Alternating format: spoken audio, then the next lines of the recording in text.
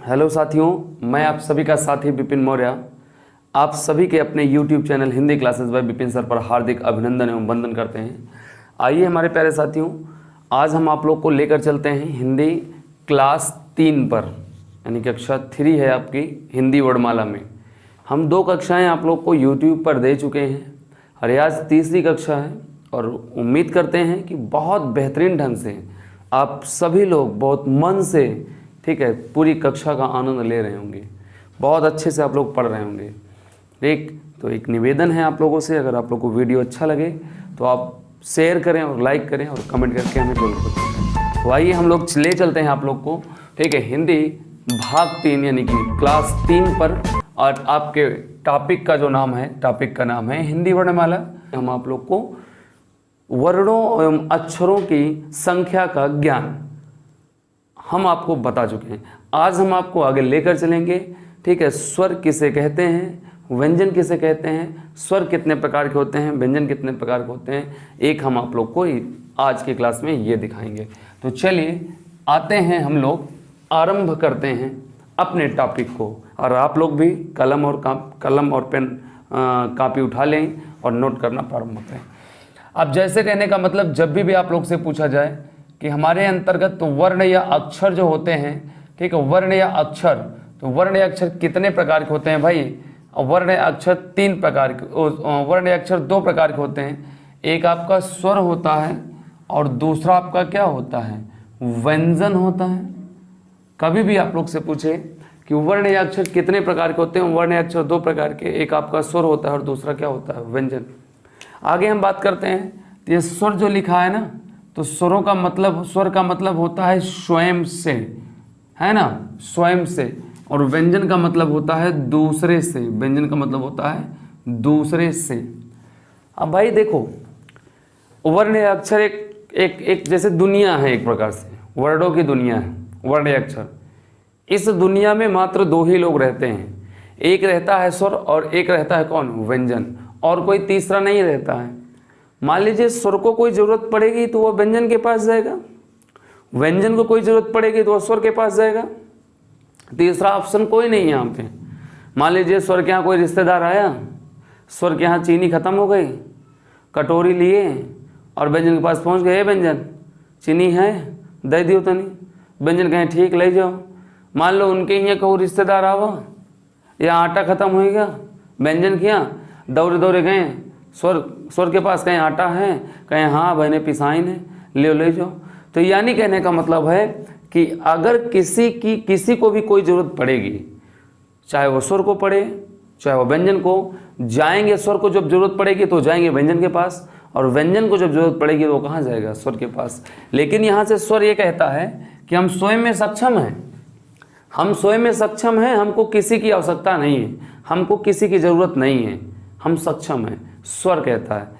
यानी कहने का मतलब है, स्वर ये कहता है कि हमको किसी की ज़रूरत नहीं है, हम अकेले हैं, अकेले आए हैं इस दुनिया में, अकेले मरना है, अकेले जन्म हुआ है, अकेले ही जाना है, ठीक। लेकिन व्यंजन यह कहता है कि नहीं नहीं नहीं भाई, तुम अकेले रह सकते हो लेकिन हम अकेले नहीं रह सकते हैं, हमको आवश्यकता पड़ेगी, हमको सहायता लेनी पड़ेगी।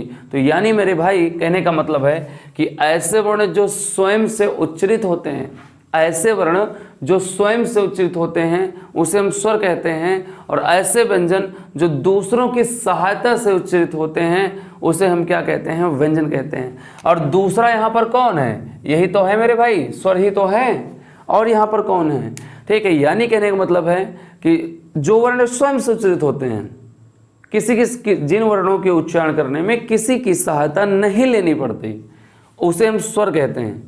जिन वर्णों के उच्चारण में हमें दूसरे वर्णों की सहायता लेनी पड़ती है या स्वरों के माध्यम से उच्चारित होने वाले वर्ण को हम क्या कहते हैं, व्यंजन। अब जैसे देखिए, यहाँ से आ लिखा है, यहाँ से बड़ा लिखा है, छोटी लिखा है, बड़ी लिखा है, और यहाँ पर लिखा है का लिखा है, खा लिखा है, जा लिखा है, ये आपके व्यंजन हैं, ये आपके स्वर हैं। अब बताओ, स्वर में छोटा है, बड़ा है, छोटी है, बड़ी है। अब ये स्वर में ये छोटा प्लस छोटा मिला है, लेकिन है तो स्वर ही ना, किसकी दूसरे की सहायता कहाँ पड़ी, स्वर में है।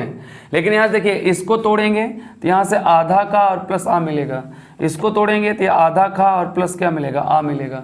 ये देखो ये स्वर हैं, इसको तोड़ेंगे आधा जा प्लस ये क्या मिलेगा, आ।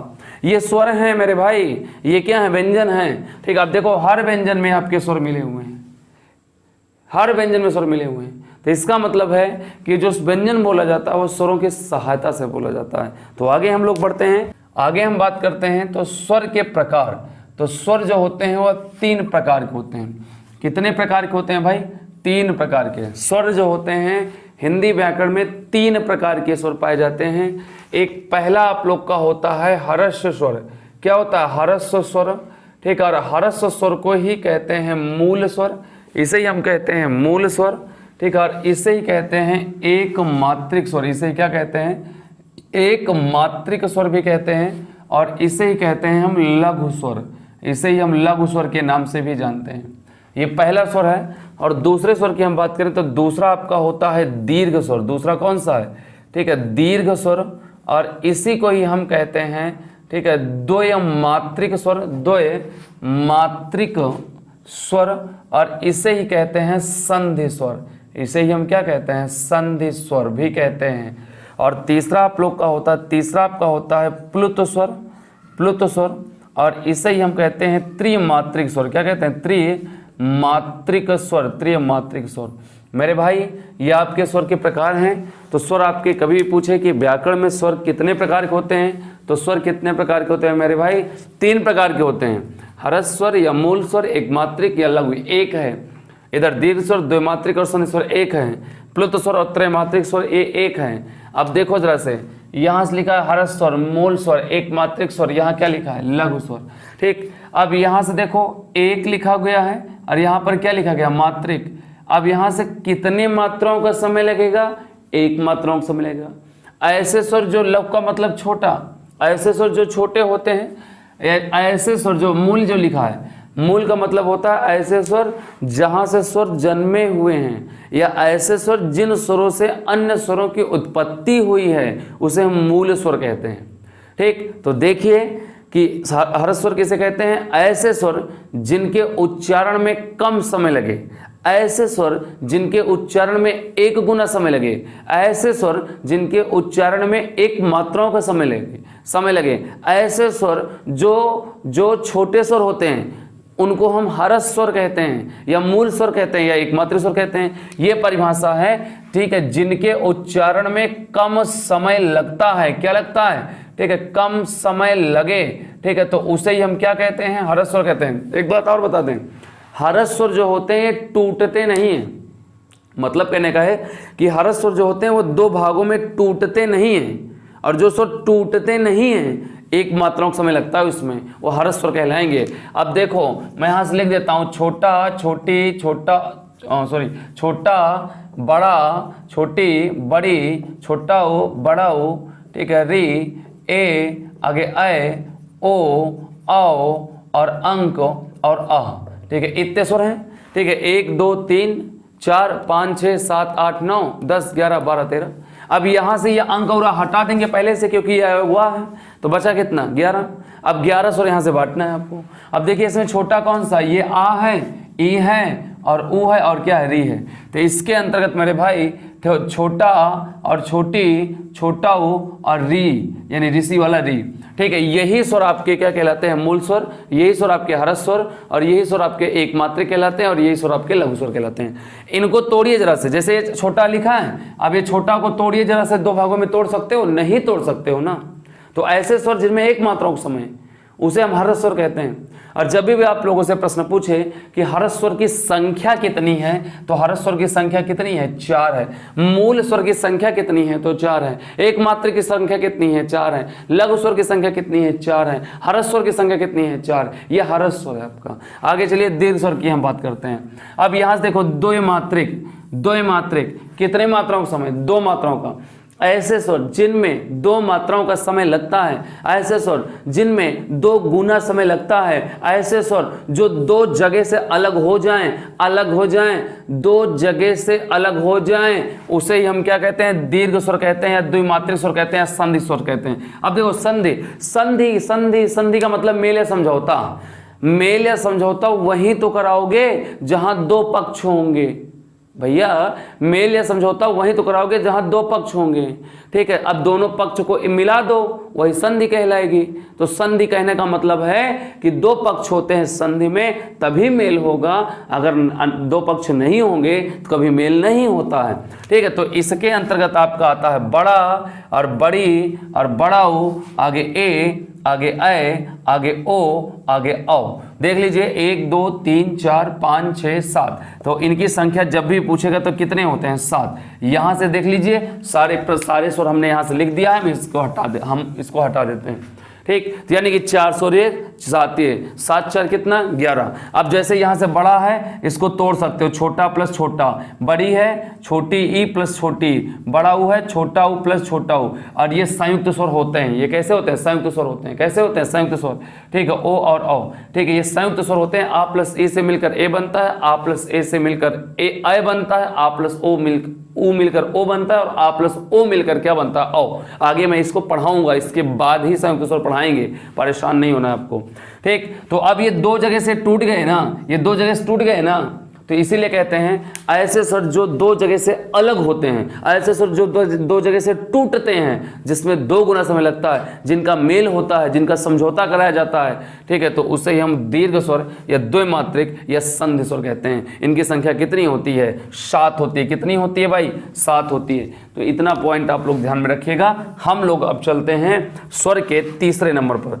यहाँ प्लुत स्वर लिखा है और यहाँ त्रैमात्रिक है, ठीक। और यहाँ त्रि का मतलब होता है 3 और मात्रिक का मतलब होता है मात्रा। यहाँ कितने मात्राओं, कितने 3 मात्राओं का समय भाई। ऐसे स्वर जिनमें 3 मात्राओं का समय लगता है, ऐसे स्वर जो 3 जगह से अलग हो सकें, ऐसे स्वर जिनमें 3 गुना समय लगे, ठीक है, उसे हम प्लुत स्वर या त्रैमात्रिक स्वर कहते हैं। उसे प्लुत स्वर या त्रैमात्रिक। आगे चलिए, यहां से तो हमारे 4 स्वर इसमें और 7 स्वर इसमें, ये तो कंप्लीट हो गए ना मेरे भाई, ठीक है। 4 इसमें 7 इसमें कंप्लीट हो गए। अब यहां पर कोई स्वर नहीं आएगा, यहां पर हमेशा शब्द आएंगे। एक पहचान है, याद रखिएगा, अगर कहीं पर कोई भी शब्द मिलता है और उस शब्द में स्वर पूछता है तो हमेशा प्लुत स्वर लगाइएगा।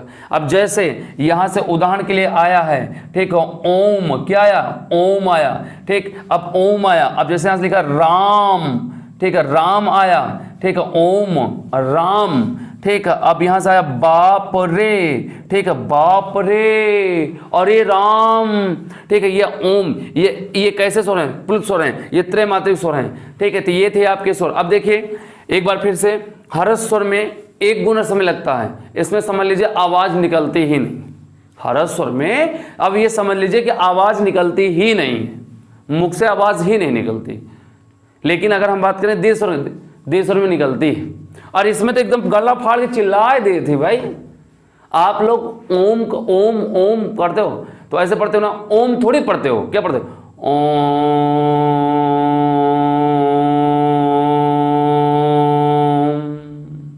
ऐसे तो पढ़ते हो। राम,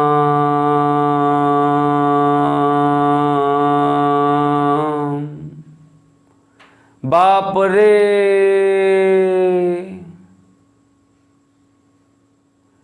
का है रे, ऐसे तो पढ़ते हो प्लुत स्वर। ऐसे छोटा बोलोगे,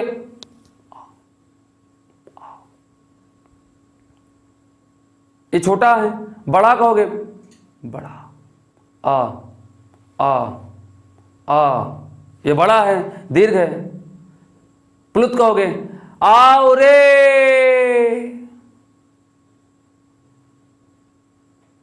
ये आपका क्या है? ठीक है, प्लुत स्वर है, ठीक। अब मान लो कोहू आवा घरे, कोहू घर आवा, तुम घरे में नहीं मिले हो, तुम कहूं बाहर घूम रहे हो या कहूं खेते गए हो, तो वहीं से तुम रे अम्मा छते चढ़ी या कोई घर पर चलो, बुलाओ, उनका बुला रहे, रमेशवा रे आओ घरे, करे तुका सुनात नहीं का, बाप रे ओम,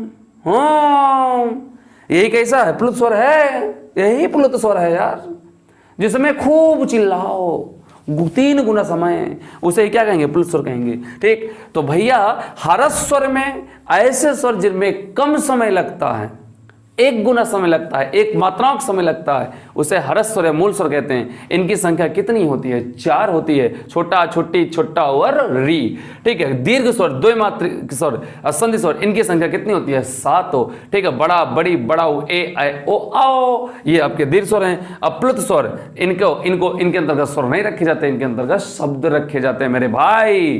तो यह आप लोग कहते हैं स्वर के प्रकार। और जब भी स्वर से पूछे कि स्वर किसे कहते हैं, तो जो स्वयं से उच्चारित होते हैं मेरे भाई, स्वर कहते हैं। स्वर 3 प्रकार के होते हैं, और जो कि यहाँ तीनों प्रकार लिखा है। आप लोग कॉपी कलम उठाकर नोट कर लेंगे। अब हम लोग हटाते हैं इसको और हम लोग आगे बढ़ते हैं। ध्यान से देखिए,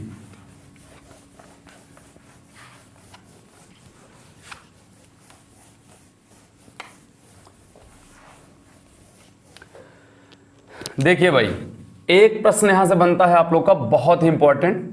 जैसे पूछा कि संयुक्त स्वर, ठीक है, जब भी पूछेगा आपसे संयुक्त स्वर कितने होते हैं, तो संयुक्त स्वर की संख्या कितनी होती है? 4। ठीक है, संयुक्त स्वर की संख्या कितनी? 4 होती है। देखिए, एक आपका होता है ए, ठीक, एक आपका होता है ए और एक आपका होता है आय। मैं इतनी दूर दूर लिख रहा हूं, अभी आप लोग को जान जाओगे काहे लिए। और एक आपका होता है ओ और एक आपका होता है औ। ठीक, ये देख लीजिए सभी लोग। ठीक, ये 4 स्वर हैं और ये 4 स्वर क्या हैं? संयुक्त स्वर हैं। ए, आय, ओ, औ, ये संयुक्त स्वर हैं। कैसे स्वर हैं? संयुक्त स्वर हैं। संयुक्त स्वर की संख्या कितनी होती है? 4। कितनी? 4। ए, आय, ओ, औ। अब देखो ये किससे बनते हैं? पहली बात तो सब में छोटा लगा लेना, सभी में क्या लगा लेना? छोटा। सभी में छोटा लगा लेना, सभी में छोटा। ठीक, यहां लगा लेना सब में प्लस, प्लस लगा लेना सब में। ठीक है, कोई दिक्कत? कोई दिक्कत नहीं। ये जिससे मिलकर बनते हैं मैं वो बता रहा हूं। ठीक, कहने का मतलब ये है कि सब में छोटा लगा लो, सब में छोटा। याद करना बहुत आसान है। और छोटा लगाकर यहां प्लस लगाओ। अब बहुत बढ़िया समझिएगा, यहां पर क्या है? आ मिल गया ना। अब एक देखिए, छोटा और बड़ा और छोटी और बड़ी और छोटा और बड़ा हो, बाकी ए, आय, ओ, औ, यही तो होता है। अब देखो आ ये दोनों एक ही घर के हैं। यहां से आ लग गया सब में, आ सब में लग गया, आ नहीं लगेगा। अब हमको देखना है ई पे और किस पे जाना? ओ पे। यही को ध्यान में रखना है। कहने का मतलब है संयुक्त स्वर याद करना बहुत ही आसान है। आ सब लग गया ना, आ सब में लग गया। तो अब ये छोटा और बड़ा एक ही घर के हैं। अब ये आ नहीं आएगा। अब आ किस, ये दूसरे पद में प्लस के बाद आ नहीं आएगा। या यहां से ई को आना है, ई आया ऊ, ई और ऊ, यही दोनों आएगा और कुछ नहीं बचा है। अब यहां से हम बात करते हैं तो कुछ नहीं करना है। यहां पर ये प्लस लगाओ और यहां पर ई लगा दो, तो छोटा प्लस ई मिलकर क्या बनता है? ए बनता है। और यहां से आ और ये ए यहां उतार दो। अब यहां से छोटा प्लस ए मिलकर आय बनता है, यानी आ प्लस ए मिलकर आय बनता है। आ प्लस ई मिलकर ए बनता है। अब बचा क्या? ई जब लग गया, आ इसमें लगा ही है, ऊ ही तो बचा है। अब यहां से ऊ लगा दो। अब छोटा प्लस ऊ मिलकर ओ बनता है और इसी ओ को यहां उतार दो। ठीक है, यानी कहने का मतलब है कि आ प्लस ओ मिलकर क्या बनता है? औ बनता है। बात खत्म मेरे भाई। चलो आगे चलिए। अभी इनमें जितना भी हमने लिखा है, इनमें सभी के अंतर्गत 4 नियम बनते हैं। 4 नियम, 4 नियम, 4। अब देखो, अब देखिए जरा से। अब जैसे मान लीजिए ये पहला नियम है। अब ये मान लो ये छोटा है, अगर मान लीजिए हम यहां बड़ा कर दें और यहां प्लस प्लस ई लगा दें, कोई दिक्कत? ये छोटा है और बड़ा है। अब बतिया तो एक है ना, छोटा और बड़ा एक ही घर का है और छोटी बड़ी एक ही घर का है। ठीक, तो कहने का मतलब है अब हमने बड़ा कर दिया और यहां छोटी कर दिया, तब भी निकल कर ए ही बनेगा। तब भी निकल कर क्या बनेगा? ए। अब मान लीजिए हम इसको छोटा कर दें और इसको बड़ी कर दें, तो छोटा प्लस बड़ी मिलकर तब भी क्या बनेगा? ए। अब मान लीजिए हम इसको बड़ा कर दें और इसको बड़ी कर दें, तब भी क्या बनेगा? ए। ध्यान में रखिएगा मेरे भाई, बहुत गजब का प्रश्न यहां से बनता है, बहुत तगड़े तगड़े प्रश्न बनते हैं। यानी कहने का मतलब ये है, सिंपल सी बात है कि जब भी आप लोग से प्रश्न पूछे, ये जो भी है संयुक्त स्वर, ठीक है, तो यानी कहने का मतलब एक पद में आ होना चाहिए, और चाहे वह छोटा हो और चाहे बड़ा हो, चाहे छोटा हो चाहे बड़ा हो। एक पद में ई होना चाहिए और चाहे छोटी हो और चाहे बड़ी हो। क्यों? क्योंकि अभी हमने बताया कि छोटा और बड़ा एक ही घर का है और छोटी बड़ी एक ही घर का है। यानी मेरे भाई कहने का मतलब है कि एक पद, दोनों पद को छोटा करना है, एक पद को बड़ा करना है, एक पद को छोटा करना है, एक पद को छोटा करना है, एक पद को बड़ा करना है और दोनों को बड़ा कर देना है। तो कुल मिलाए का मतलब यह है कि ये जितने भी हैं ये कुल मिला के बनेंगे क्या, आपके ए ही बनेंगे। उम्मीद करते समझ में आ गया। ऐसे ये भी बन जाएंगे। देखिए कैसे, अब यहां से इसको बड़ा कर दो और यहाँ ए उतार दो, ठीक है। अब यहां से अगला है छोटा आ प्लस इसको आय कर दो। जैसे यहां से बड़ी किया था वैसे यहां आय हो जाएगा। आय कैसे हो जाएगा, ये यहां पर क्या है, ए है, इसलिए यहां पर ई था, यहां पर बड़ी था, यहां ए है, यहां आय हो जाएगा, ठीक है। तब भी आपका ए ही बनेगा। अब इसको बड़ा आ और प्लस इसको क्या कर देंगे, आय। अब यहां से इसके भी 4 नियम बन गए।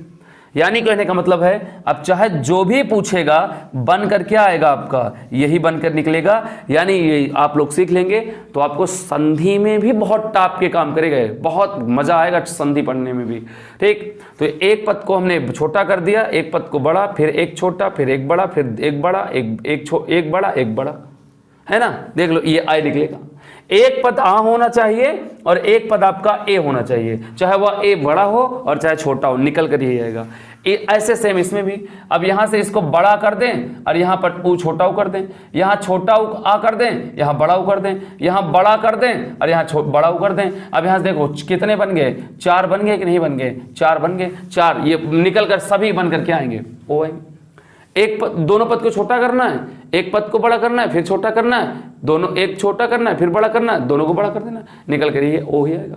एक पद आ होना चाहिए, एक पद ओ होना चाहिए, ऊ होना चाहिए, ओ ही निकलेगा। इसमें भी वैसे, इसको बड़ा कर दो और इसको ओ कर दो, यहां से छोटा कर दो और इसको औ कर दो, यानी यहां बड़ा कर दो और यहां औ कर दो, ये आपका निकल कर क्या आएगा, औ ही निकल कर आएगा। ये 4 नियम इसके बन गए, ये औ निकल कर आएगा। तो मेरे भाई अब वहां से यहां से ही काम नहीं चलेगा, यहां से नहीं सोचो यहीं से काम चल जाएगा। अब इतने प्रश्न यहां से पूछे जाते हैं। अब इसमें से जो भी प्रश्न पूछे, अब चाहे जैसे पूछे बड़ा आ और प्लस ओ मिलकर क्या बनता है, तो क्या उत्तर आएगा, ओ, ठीक है। बड़ा प्लस ऊ, बड़ा प्लस बड़ा ऊ मिलकर क्या बनता है, ओ ही बनता है। बड़ा प्लस ऊ मिलकर क्या बनता है, ओ ही बनता है। यहां से देखिए बड़ा प्लस ए मिलकर क्या बनेगा, आय ही बनेगा। बड़ा प्लस आई मिलकर भी क्या बनेगा, आय। बड़ा प्लस बड़ी मिलकर क्या बनेगा, ए। छोटा प्लस ई मिलकर भी क्या बनेगा, ए। तो चाहे जो इसमें ऑप्शन में मिल जाए, चाहे जो मिल जाए आप कर सकते हैं, आप कर सकते हैं, बिल्कुल कर सकते हैं। इसमें से चाहे जितने भी प्रश्न हो सभी मिल जाएं, अब बहुत निश्चित रूप से आप लोग सॉल्व कर सकते हैं। इसमें किसी प्रकार की कोई दिक्कत हो नहीं होनी चाहिए, ठीक। तो ये थी आप लोग की आज की कक्षा। और स्वर, और अभी स्वर खत्म नहीं हुआ है मेरे भाई, अभी हम एक डायग्राम बनाएंगे आपको आधे घंटे का, ठीक। और स्वर का डायग्राम इसके अगली कक्षा में, और अगली कक्षा में हम आप लोग को स्वर पढ़ाएंगे कि स्वर पढ़ाएंगे। और स्वर वो होगा जिसमें आप लोग जानते हैं उच्चारण के आधार पर स्वर कितने प्रकार के होते हैं, ठीक है। अग्र, मध्य, पश्च, अवर्तुल, वर्तुल, समृद्ध, विव्रत, अर्धविव्रत, अर्धसमृद्ध, शिथिल, कठोर, संधि, प्लुत, यानी जितने भी ये स्वर हैं अगले वीडियो में आपको देखने को मिलेगा। तो आप लोग देखते रहिए, निश्चित रूप से आप लोग को समझ में आएगा और निश्चित रूप से आप लोग को निश्चित है कि आपको सफलता मिलेगी, ठीक। तो आज यहीं पर हम अपने वीडियो को विराम देते हैं, अपनी वाणी को विराम देते हैं। और अगर वीडियो आप सभी को अच्छा लगा हो, प्यारा लगा हो, तो एक लाइक जरूर करिएगा और एक शेयर जरूर करिएगा और कमेंट करके जरूर बताएंगे वीडियो को ऐसा लगा। तो आज यहीं पर सभी को शुभकामनाएं। जय हिंद।